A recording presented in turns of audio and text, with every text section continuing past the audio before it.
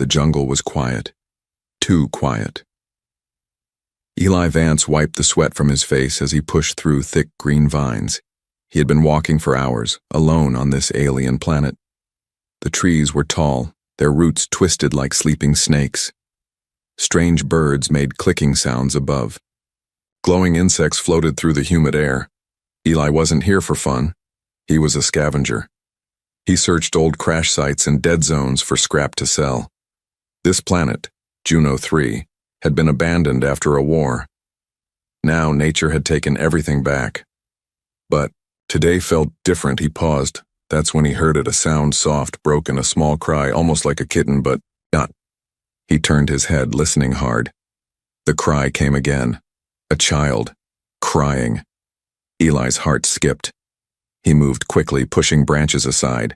His boots sank into moss. The cry grew louder, full of fear and pain. Whoever it was, they were close. Then, he saw her. A small figure sat near the roots of a glowing blue tree. Her skin was a soft purple, her hair long and silver. Her arms were wrapped around her knees and her eyes were wide, glowing faintly in the dark shade. She looked no older than 6. An alien girl, alone, and crying. Eli slowly stepped forward. "Hey, it's okay. I'm not gonna hurt you." The girl flinched and pressed herself back against the tree. Her tiny body shook. She spoke in a strange language, high and soft, full of fear. Eli raised both hands. "Easy. I'm a friend. You're safe now." She stared at him, then pointed to her leg. It was bleeding. A long scratch ran down her calf, dirty and red. She had no shoes. Her clothes were torn. She had been in the jungle for a long time. Eli took off his bag and pulled out a med kit. "Can I help?" he asked gently. The girl didn't answer, but she didn't run. He moved slowly and cleaned the wound. She winced but didn't cry again. When he was done, he wrapped it with clean cloth. "There, better?" She didn't speak, just stared at him with big shining eyes. Eli gave her some water. She drank it fast, like she hadn't had any in days. "What's your name?" he asked. She didn't answer. He tapped his chest. "Eli." She looked at him, then pointed to herself. "Tari. Tari," Eli repeated with a smile. "Pretty name." Suddenly, a sharp sound echoed through the trees. Beep, beep, beep. Eli froze. His wrist scanner was detecting movement, metal movement, drones, military. He looked at Tari. She looked terrified. "Someone's looking for you," Eli whispered. "A bad someone?" She nodded fast. Her eyes filled with tears again. "Okay. We need to move. Now." He picked her up gently. She was light. Too light. Like she hadn't eaten properly in days. Eli ran through the trees, careful to avoid loud branches. Behind them he heard buzzing sounds. Search drones. They were sweeping the jungle, but they weren't scanning for metal. They were scanning for life, and they were coming closer. After 15 minutes, Eli found a small cave behind a waterfall. Hidden and dry, he set Tari down inside. "You'll be safe here," he said. Tari curled into a ball, holding something close to her chest. Eli looked closer. It was a pendant, oval-shaped, glowing faintly. Old tech. Strange symbols. "What's that?" he asked. She clutched it tighter and whispered, "Mama?" Eli felt a twist in his chest. "Where is she?" Tari pointed to the jungle. "Far. Gone." Eli understood. Her mother wasn't coming back. Outside, the drone sounds grew louder. Eli stepped out of the cave, checked his rifle, and looked back at the small girl watching him with wet eyes.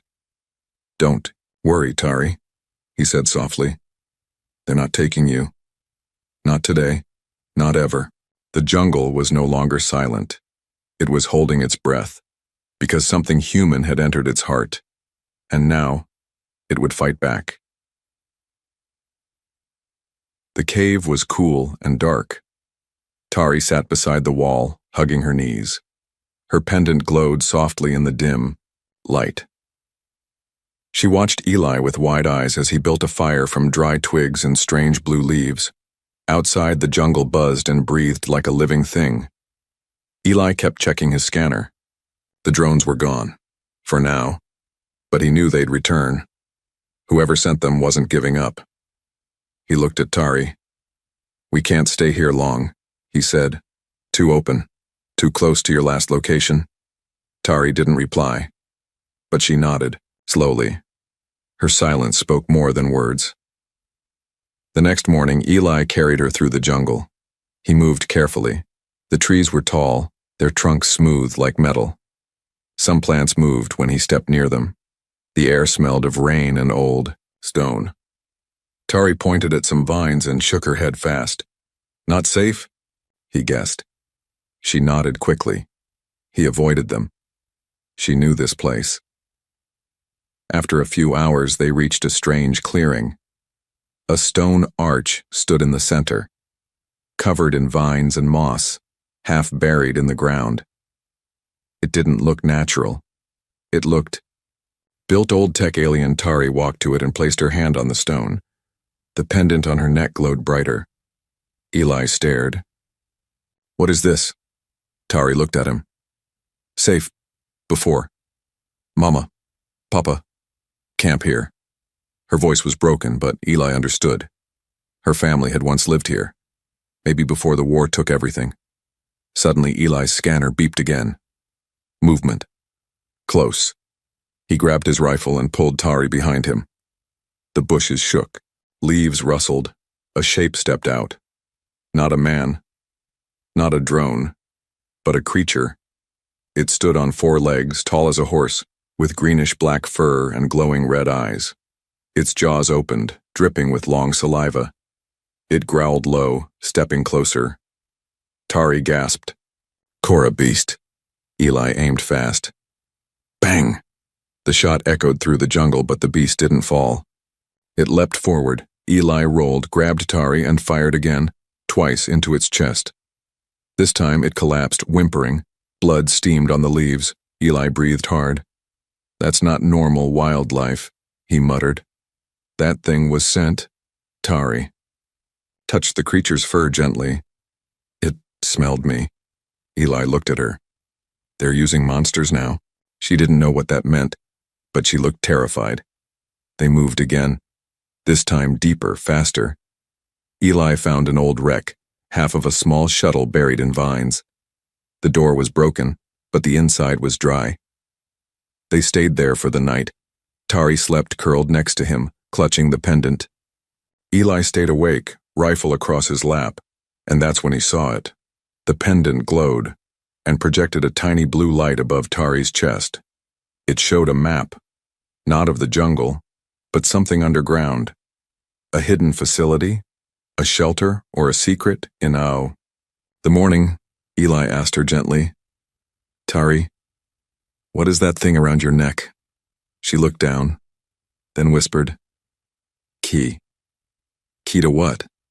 She shook her head. "Don't know. Mama said, keep safe. Never drop." Eli now understood why she was being hunted. She wasn't just a child. She was a key to something important. Maybe something powerful. Maybe something people were ready to kill for. Outside, the jungle was silent again.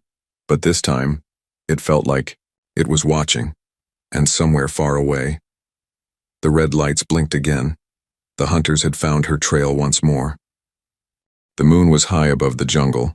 Pale light touched the trees, making the leaves look like silver blades. Inside the broken shuttle, Eli barely slept. He kept his hand on his rifle and his ear to the ground. Tari slept beside him, her small chest, rising and falling. Her face calm, for the first time since he found her. But that peace wouldn't last, because Eli wasn't the only one awake in the jungle. A mile away, 3 figures moved silently through the trees. Their boots left no mark. Their armor was black, with red visors that glowed faintly. They were not soldiers. They were trackers, mercenaries, hired hunters. One of them, taller than the rest, checked his scanner. Organic trail, female, young, half-human energy signature. She's close. Dorina. Second mercenary clicked his helmet. Do we bring her in alive? The tall one replied, yes, but the man she's with? No need. They vanished into the dark. Back at the shuttle, Eli stood up. Something felt wrong. Too quiet. The usual sounds, birds, bugs, night creatures, had stopped. He grabbed his scanner and walked outside, barefoot on soft moss. His eyes scanned the jungle, and then he saw it. A footprint, fresh, heavy, too big for Tari, too new to be his, and heading straight toward the shuttle. He rushed back inside. Tari, wake up, he whispered. She sat up, rubbing her eyes. What's wrong? We have to go. Now. She looked scared but nodded. She grabbed her pendant, and he picked her up. As they slipped into the trees behind the shuttle, Eli triggered a small trap on the ground. Moments later, boom. A flash of fire lit up the clearing behind them. The old shuttle burst into flames. From a distance, the mercenaries stopped. The leader raised a hand. He knows we're here. Then he's not just some scavenger, one said. No, the leader replied. He's dangerous. Eli and Tari ran through vines and shallow water. The jungle whispered around them. After 20 minutes, they found a small hollow under a giant tree. Eli crawled in, keeping Tari close. They waited. Then, soft crunching of leaves. Voices. Blood traces here. Tissue scanner says they went northeast. They're heading toward the ruins. Let them. He'll lead us right to it. Eli held his breath. Tari squeezed his hand. Tight, he didn't move, he didn't blink, and finally, the footsteps faded. An hour passed before Eli let out a long breath. They're not just chasing you, Tari, he whispered. They want what's underground. She nodded. They want the light. The light? She opened her pendant. Again. The small blue hologram showed the map again. But this time it zoomed in, showing a massive hidden vault beneath the jungle. Eli stared. This isn't just a camp. This is a facility, a secret one. My people hid it. Long ago, Tari said, before they died. Eli realized something else. Tari wasn't just the last of her kind, she was a guardian, a living code, a key, and he had just brought enemy killers straight to the door she was meant to protect. Suddenly, a loud snap from the trees. They turned fast. But it wasn't a mercenary, it was something else. A creature, thin and tall, made of vines and bone, eyes glowing like amber fire. It didn't walk. It floated. Watching them, Tari whispered, Tree spirit. They protect the vault. Eli raised his gun slowly. The creature raised one long finger to its lips. Silent. Warning. Watching. Then vanished into the trees. Eli whispered, This jungle, it's alive. Tari nodded. It remembers. Eli looked down at her. Then we better respect it. The air grew colder. As Eli and Tari walked deeper into the jungle, the trees changed. Their leaves shimmered like glass. The roots glowed softly underfoot. The forest was no longer wild. It was sacred, and it was watching. Tari clutched her pendant, her steps slower now. Her eyes darted between the glowing trunks. It's close, she whispered. I can feel it. Eli nodded but kept his rifle ready. Let's find this place before they find us.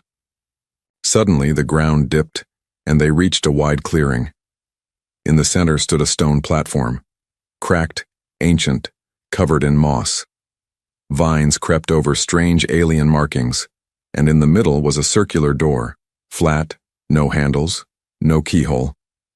Just a faint blue shimmer. The vault. Tari breathed. She walked toward it, her pendant glowing brighter with each step. Eli stayed behind watching the trees. Then the jungle moved. Not wind, not animals, but energy. Leaves twisted toward her. Vines parted silently. Even the bugs stopped flying. It was as if the jungle itself was letting her pass. Tari stepped onto the platform, and held up her pendant. The door responded. Blue lines lit up across the stone, forming symbols in the air. A soft hum filled the air, like a heartbeat from beneath the ground. But then, nothing happened. The door stayed shut. Tari looked confused. "It's not opening." Eli frowned. "Is something missing?" Tari turned slowly and touched her chest. "No," she whispered. "I'm the key." Before Eli could speak, the pendant floated up on its own. Tari gasped as light wrapped around her. Her eyes glowed brighter. Symbols spun around her body, reading, or scanning her DNA, and then the door opened. A deep rumble shook the clearing. The stone circle split into pieces, folding like petals. Beneath it, a staircase led down into glowing blue mist. Eli stepped forward. "What is this place?" Tari's voice was soft. "My people called it the heart of memory. It remembers everyone, everything, even war, even loss." They walked down together. The air was cold and still. Inside, the walls shimmered with energy. Alien symbols floated in midair. Echoes of old voices whispered in forgotten tongues. Tari stopped near a glowing orb on a pedestal. She touched it gently. Images appeared. Aliens, her people, fleeing, burning cities, crying children. A war. Eli watched silently. This was not just a shelter. This was a final message. "This place holds their last memory," Eli said. "It's a graveyard." Tari nodded. "And a warning." Suddenly, the orb showed another image. A human man, in armor, holding the same pendant. Eli stared. "That's not possible." Tari's voice trembled. "My father, he wasn't alien." Eli looked at her in shock. "You're half human?" She nodded. "My mother never told anyone. They would have killed me. Said I was corrupted, impure." Eli bent down to her level. "You're not impure, Tari. You're why both sides have a chance to heal." Suddenly, Eli's scanner beeped. They were here, above ground. The mercenaries had found the vault, and they were coming down the stairs. Eli picked up his rifle. "We have to seal the door," but Tari looked at the orb. "If we leave now, this place dies with us." She pressed her hands to the glowing pedestal. A deep hum filled the chamber. Light exploded outward, into the jungle, the trees, the wind. The vault wasn't just a shelter. It was alive. Above, roots from the forest began to twist and move. The stairway collapsed. The door sealed again, turning to stone. The mercenaries, only halfway down, were trapped in vines, crushed or buried alive. The jungle had chosen sides. Inside the vault, Eli fell to his knees, panting. Tari stood tall, glowing softly. "It knows who I am now," she said. "It remembers." Eli looked up at her. "Then what now?" She smiled for the first time. "Now, we protect it. Together." The jungle was not quiet anymore, it was angry. Thick roots twisted across the forest floor like snakes. The wind howled through the leaves. Vines crept down from the trees, reaching, watching, waiting. The mercenaries stood just outside the sealed vault, panting and bleeding. Only two were left. Their leader, Varric, growled through his cracked visor. They triggered the vault's defense. "The jungle's been activated." The second man, Lorne, wiped green blood from his face. "This wasn't part of the job." "The girl is the key," Varric spat. "We take her, we break her, we get paid." But as he stepped forward, the ground beneath his boot moved. He looked down. The soil was alive, and it didn't like him. Deep below, Eli sat beside the wall of the vault, his rifle in hand. His shirt was torn, and his arm was bruised. Tari stood before a glowing panel. She wasn't afraid anymore. She was calm, focused. "It hears them," she whispered. "The vault knows they're still outside." "Then it's buying us time," Eli said, "but not much." The ceiling shook slightly. Dust rained down. They'll find another way in eventually. No, Tari said softly. The forest won't let them. Back in the jungle, Varric and Lorne followed the scanner deeper into the trees. But the signal was strange. Jumping, flickering. The system's being jammed, Lorne muttered. Something's blocking our tech. Suddenly, a sharp screech echoed through the trees, not from an animal, from a tree itself. The branches above them snapped apart, and a long, jagged vine whip lashed down. Lorne screamed as it coiled around his neck and yanked him upward. Crack. Silence. Varric turned, but his partner was gone. Just a broken helmet and boots left on the ground. He raised his weapon, spinning. Come out, human, show yourself. But Eli was not out there. The jungle was, and it had made its choice. Back in the vault, Tari turned toward Eli. The jungle was once part of my people's defense system, she explained. It only wakes when the heart is threatened. And you woke it, Eli said. She nodded. Or maybe it remembered me. Eli smiled.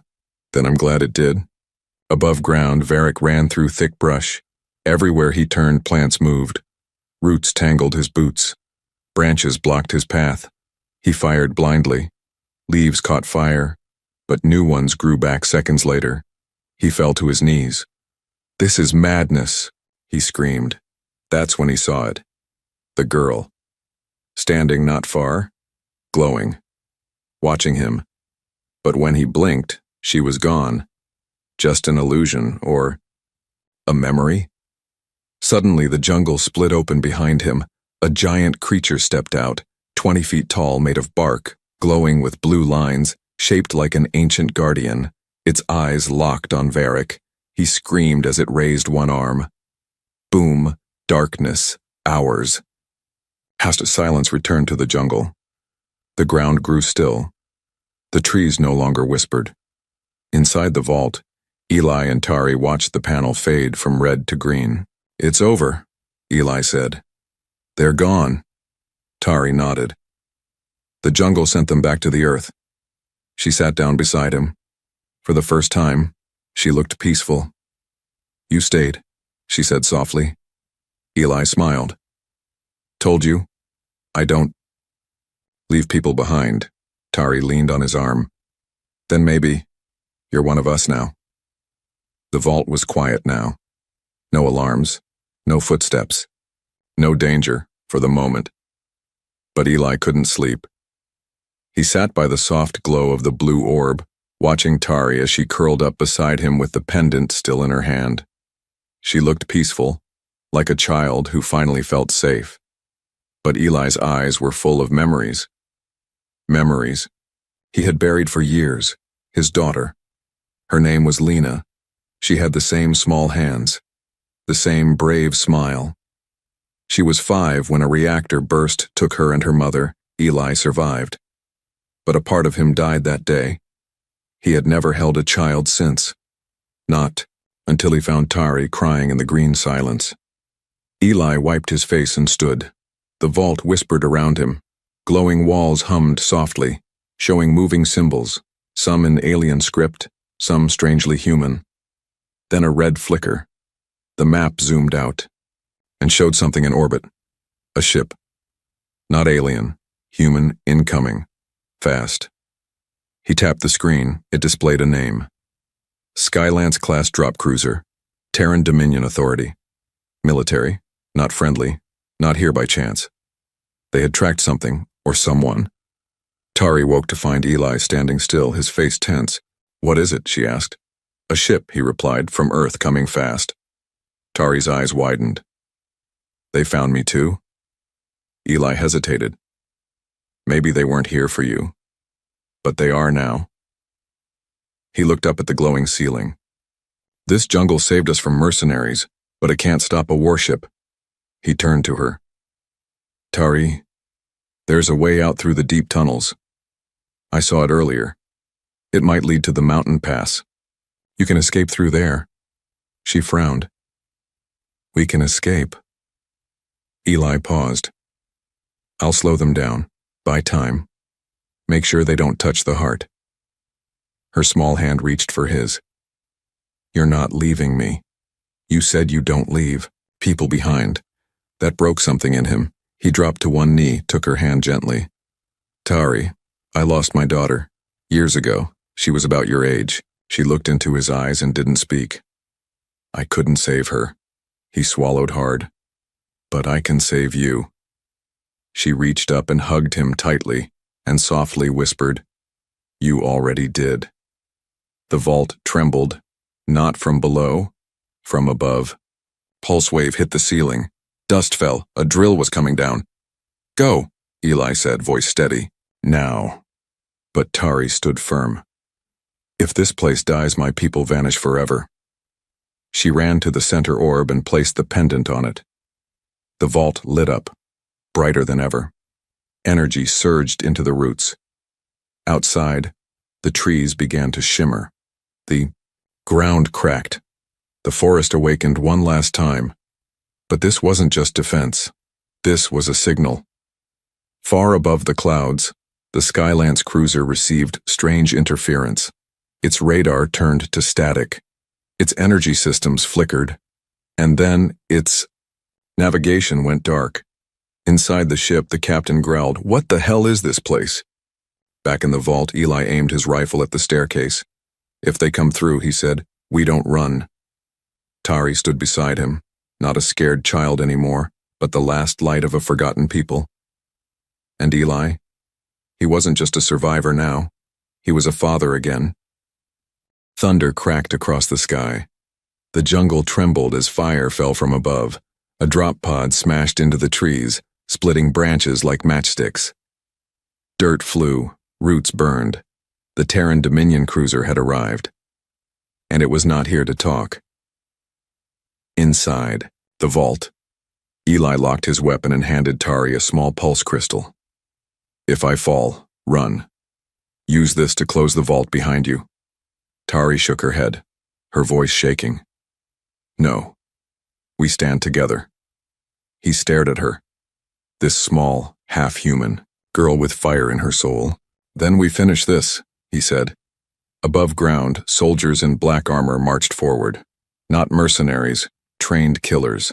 They had orders: secure the alien vault, retrieve the child, terminate any resistance, but they didn't know the jungle was alive, and it remembered pain. One soldier stepped on a strange vine. It twitched, then launched into the air, wrapping around his throat and pulling him into the canopy. Another screamed as the roots beneath his feet broke open and swallowed him whole. The jungle struck without mercy. It was no longer just land.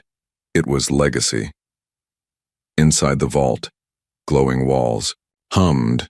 Tari touched the central orb again, and a voice whispered, an ancient one in her people's tongue. She translated for Eli. It says, If I give my full self, the vault will defend. Eli's heart sank. What does full self mean? Tari looked at him. My life force, the last signal of my people. It can only awaken with a sacrifice. No, Eli said firmly. You're just a child. You deserve a life. So did they, she whispered. And I carry all of them in me. Just then, the vault's stone door exploded inward. Smoke, screams. 3 black-armored soldiers charged in. Eli opened fire. Bang, bang, bang. One dropped. Another caught a bullet and fell. But the third fired back. A searing bolt hit Eli's side. He collapsed to one knee, groaning. Stay down, he shouted to Tari. But she didn't run. She stepped forward, into the light. Her pendant floated once more, spinning faster than ever. I am the daughter of 2 worlds, she said, her voice loud and clear. And neither of them will fall. Today, she touched the orb. The entire vault lit up. The floor glowed. The trees above roared. The heart had awakened. The soldier turned to shoot, but the jungle roots burst through the stone and dragged him away, screaming. Eli tried to stand, but pain held him down. Tari knelt beside him. You'll be okay, she said. The vault, it knows you too now. He coughed. I'm just a broken man. She smiled. No, you're my protector, my family. Outside, the Terran ship began to malfunction. Energy pulses shot into the sky. Navigation broke, engines died, lights flickered, and then the ship vanished in a blast of white vines and light. Gone, not destroyed, erased, like it never belonged here. Days later, the jungle healed. The skies cleared. The vault door reopened. Eli, wounded but alive, walked out with Tari, holding her hand. The jungle bowed as they passed, roots moved aside, birds sang again, and deep beneath the ground, the heart remembered everything. But now, it had a future. Final scene. At the edge of the jungle, a small home stood, built from old ship metal and stone. Tari laughed as she ran through the trees, her pendant now resting silently on her chest. Eli sat outside repairing a broken drone. She called to him. "Dad, I found a fruit tree." He looked up, smiled softly. "Then bring some for dinner." She nodded and ran off. Because in a broken world, sometimes a child saves a man, and sometimes a man saves a world just by staying.